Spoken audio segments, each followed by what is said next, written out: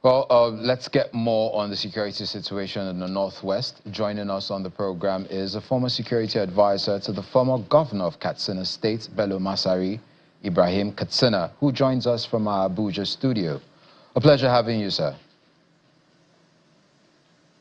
You're welcome. Good afternoon. Good afternoon, sir. So let's just get straight into it. So many things have been said about tackling insecurity in the Northwest.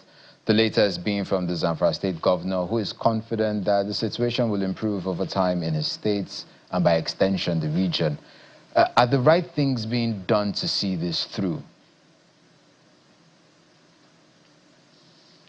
Yeah, actually, you see, I'm happy with the comments made by the Zamfara State governor. With proper synergy, we can overcome these challenges. Because actually, most of our security challenges are community-based, and they require community-based solutions. And from the seminar that was just held in Kaduna, where the former Chief of Army Staff, General Martin Luther Agoy, made some comments that we need to build peace among communities in order to overcome the challenges. That is apt, because you see, the truth of the matter is, these security challenges we are facing in the North are community-based.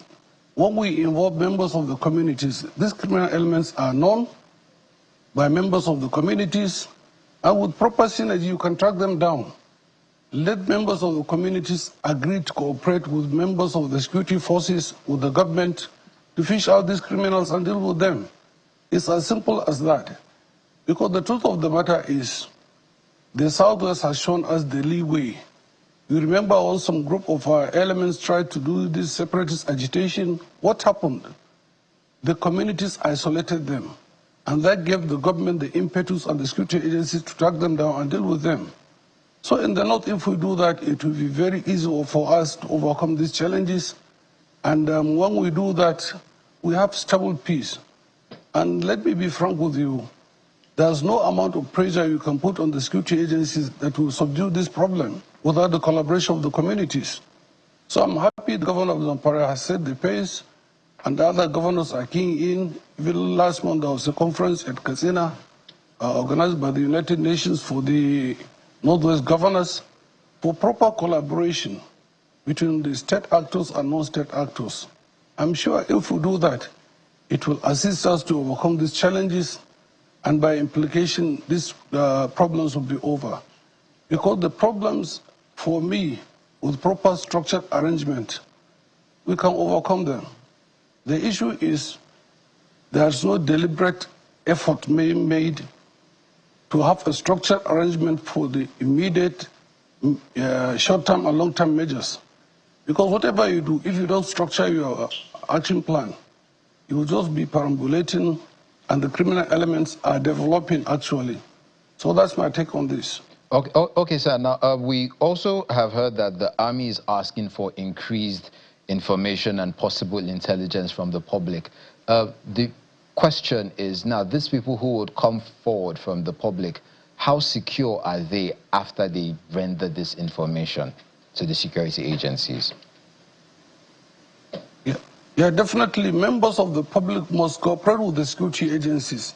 You see, this crime, every crime has a local content. It starts as a local problem. Members of these communities are shielding the criminal elements.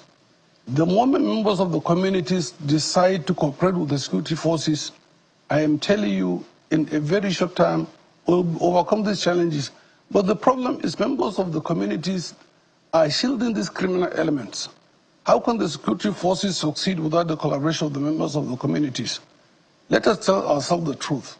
Members of the communities should cooperate with the security forces by giving information to them the way the criminal elements in the communities are collaborating with the criminals and serving as their informants. Instead of passing information to the criminal element, let them pass it to the security forces. The security forces and the government are trying their best, but without the cooperation of members of the communities, it will be very difficult for us to overcome these challenges, because most of the informants are inside the communities. They know where the criminal elements are. And let me be frank with you, everybody knows this fact, that these criminals are trackable. their locations are known, their names are known, and what's the big deal? It remains for members of the communities to assist the security forces with relevant information that will assist them to track down these criminal elements and take them off. But all the time we're putting pressure on the security forces and the government, we're getting the fact that it is the community that should collaborate with the security forces and give them useful and credible information that will assist them to overcome these challenges.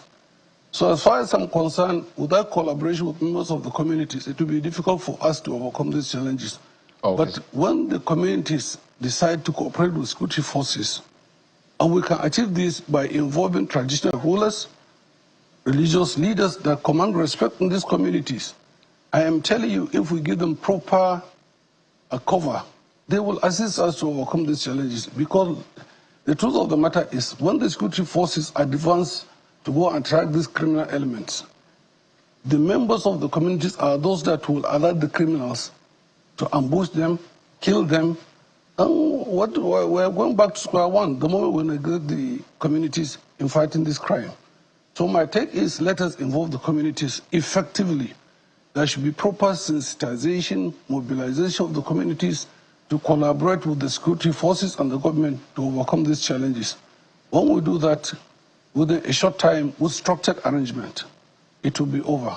Because this problem we're facing is one problem too many. It has taken so long. Let us sit down, let us plan, let us change our strategy, let us change our approach, and when we do that, it will be history. Many nations that face these challenges, what they did is they came back to the drawing table, sat down with the experts, and did the needful. And I think that's what we should do. These stakeholders roundtables that are being held, let us put these reports together. Let us come up with a structured arrangement, with timeline that will transit out of this problem. Okay, sir. Thank you very much, sir.